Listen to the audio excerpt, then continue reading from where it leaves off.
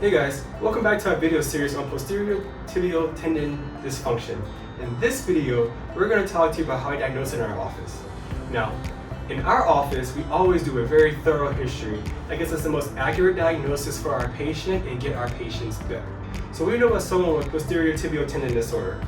We know that the person is going to have pain at their ankle, maybe into their calf, into the bottom of their foot. Most likely it's going to be an overuse injury, so it's going to be a person who has been doing a lot of training and ramping that training up or starting new activity.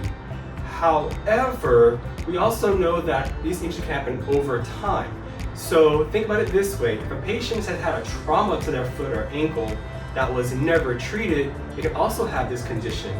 If the patient has been wearing improper shoes for a long period of time, they can have this condition. If a patient is obese or putting a lot of weight on their feet, then they can also have this issue. So the first thing we want to do is just kind of palpate our patient's leg. We want to feel around their ankle. We want to go up the back of the leg where that muscle lies, and we want to feel into the foot here, just to see if we have any tender spots in there. After that, we want to assess our patient's arch, okay? Because we know that prolonged issues will lead to a flat foot. Now, our patient is laying down here and he has an arch. We would also check his arch when he's standing, because sometimes we can have an arch when we're not in weight bearing. When we stand, our arch flattens. Of course, we also want to assess the range of motion in our patient's foot.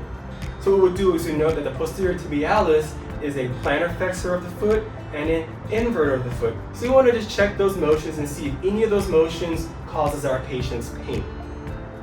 In addition to do some palpation and range of motion, there is a special test that we can do for our patient.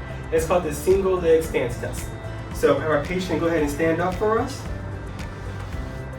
Now, for our exam purposes, the patient will be holding on to a wall, but for our video, our patient will hold on to me.